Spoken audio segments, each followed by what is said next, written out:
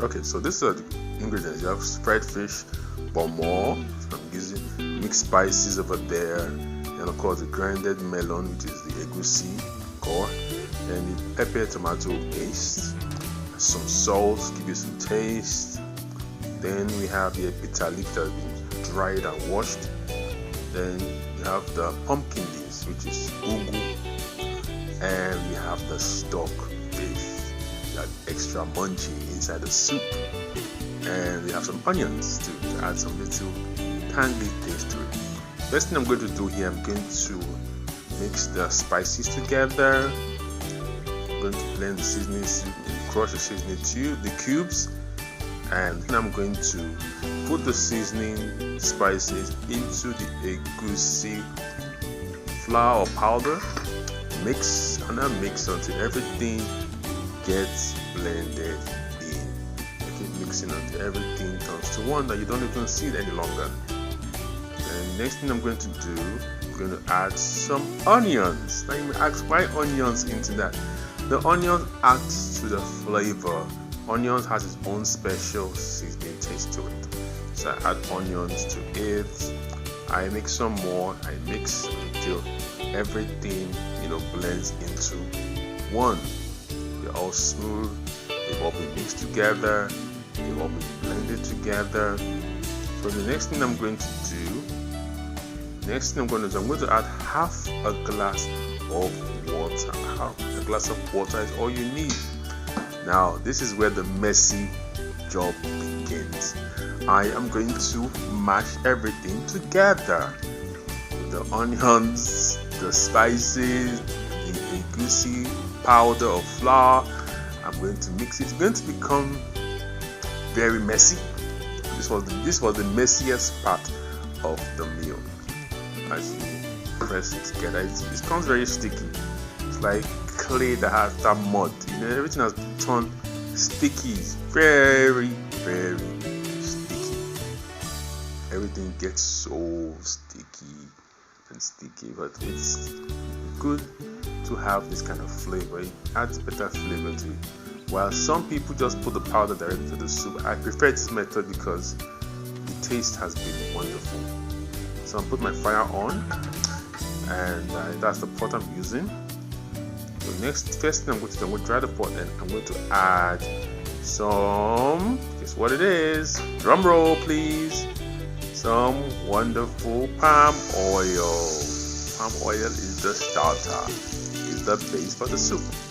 That's the palm oil. I'm going to bleach it a little bit, heat it up. Palm oil always has its own unique flavor. Palm oil is a must for egusi soup. Wherever you add the word palm oil is the thing. Then I'm putting in my onions, fry them for a bit. Get the flavors coming together, all of them. Let my onions fry for a while. Yeah, this is already coming beautiful. It's looking so wonderful already. Let them fry for give it 3 to 4 minutes. That'll be enough. High heat, 3 to 4 minutes. It's ready. When you fry the palm oil with onions, when you fry the onions with palm oil, it sets the texture, sets the scent for the meal. It gives that flavor to your whole meal. Everything is going to have that tincture of fried onions. It's very tasty. After it's fried for some time, next thing I'm going to do is to add the tomato pepper paste. Now mind you, it has already been dried. Tomato to pepper is 3:1 ratio. It has already been grinded already. I've already dried it a little to remove the oil, to remove the water. Sorry, it has been dried. Then I'll let this fry for 10 minutes. Put it together, let it fry. You can see it's already coming out. Now, why it's this way already? Why it looks already half done is because I had already dried the tomato and pepper paste after blending. When you blend with water. So after blending, I put it on fire to dry for a while. Let most of the moisture come out. So it cuts down cooking time. It reduces cooking time very quickly. So that will go on for like 10 minutes. Dry 10 minutes thereabout. You have your pepper and tomato sauce or paste coming out like this, frying. Let it heat some more. When it's almost beginning to burn, let it dry some more. Everything is ready, coming together as one. So the next thing, you can see it's drying up. The next thing is you put 1 glass of water, just one. That's enough. Don't put too much water. So you don't want to have oil. Some people prefer the watery type, but I like my egusi soup rich. I like my soup to be rich, just as my account to be rich. That's what I like. So you let it, I'm adding some salt now to it. So that's it. I put some salt to taste. So just 1 glass of water is enough. 1 glass. So it begins to bubble, and as it's bubbling, you begin to put your other drink. This is my Pomo, in case you're hearing that for the first time. Pomo is just animal skin. That's all it is. It's animal skin, cow skin, to be specific. That's they prepare that the skin here has been taken up, and it's cow skin. Now cow skin is just for that extra. You like your mouth moving. That's the stockfish, washed already. All these things add to that, give you that chewy, makes your mouth active. It's always quite easy to discover new things in your meal. You have stockfish, you have pomo, in my case I'll use fried fish, I use this. But all those things add to that. Surprises here and there. You like getting treats in your meal. That's why we have all these things. We have pomo, we have stockfish, we have fried fish. Get surprising treats in your meal. Let that fry for some more. Then the next thing, that's the paste. And this is where the heat is on.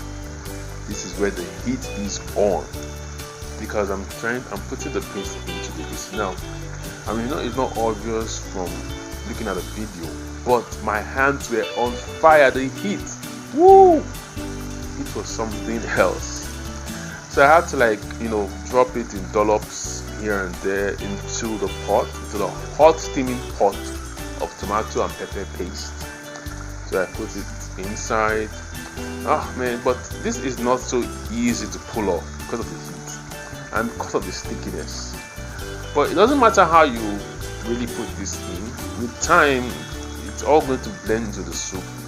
I know it doesn't look so evenly put in. It looks like huge chunks just dropping into the pot. Here, there, everywhere. Yes. But it doesn't really affect the outcome of your soup. You just keep on putting it in. It got to a time I had to pour everything in because the heat was unbearable. My hands were almost getting fried or burned. The heat. As you can see in the video, I had to just pour everything. I had to get my hands out as quickly as possible. So I did that again. Yeah, the last part. But the stickiness, no way to my hands were messy. Very messy. Now looking at the pot, it doesn't look so attractive, right? Yeah. Okay, what I did, the part of the egusi that stuck to the plate, nothing wasted.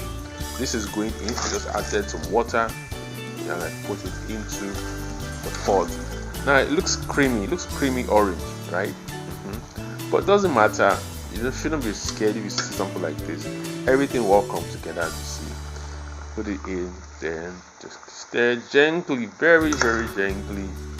It will all blend into the pot. You can see everything is looking so very attractive already. Lovely. So everything is blending together. The tomato paste is almost invisible right now. You can see the egusi is more predominant, giving it that creamy orange color. No artificial colors right now, just egusi, which is the blended melon and tomato paste. It's all come together. I'm getting close to our end. Lovely. Lovely. We're halfway done. Bubbling, breathing, adding my dried tea. That's my pumpkin leaves. That's fluted pumpkin. The leaves very healthy.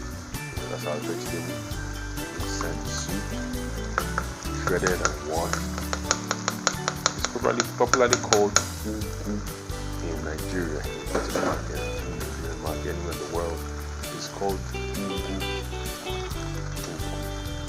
It's fluted pumpkin.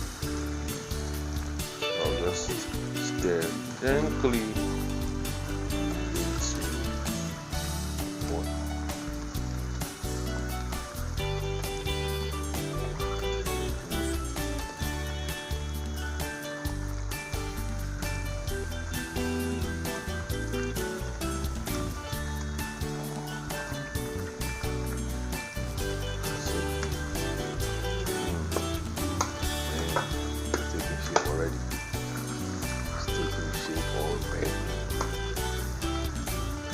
Loving it already. And the soup is taking shape. It's about to get done. Now the heat should be low heat because right now we don't use hot. We don't use it very high heat so that it doesn't like overstay the vegetables that we put inside. Low heat. While it simmers, we add that's the bitter leaf. Bitter leaf gives it a wonderful flavor that you can't even describe. Most people don't use bitter leaf for their egusi soup, and I understand it. Without bitter leaf, you've already gotten what you want. But with bitter leaf, oh my goodness. Just a little bit, you can see I didn't use much. Just a little bit, but the difference will be clear. It's going to be totally different. The taste, oh, you will go for seconds, I'm telling you. You go for seconds. It's so tasty. So I stir very gently. Stir gently.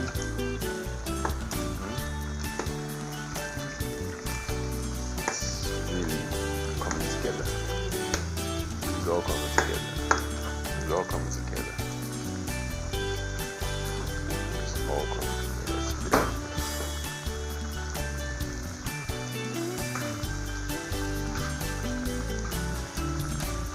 While it's still simmering, you have to be very careful.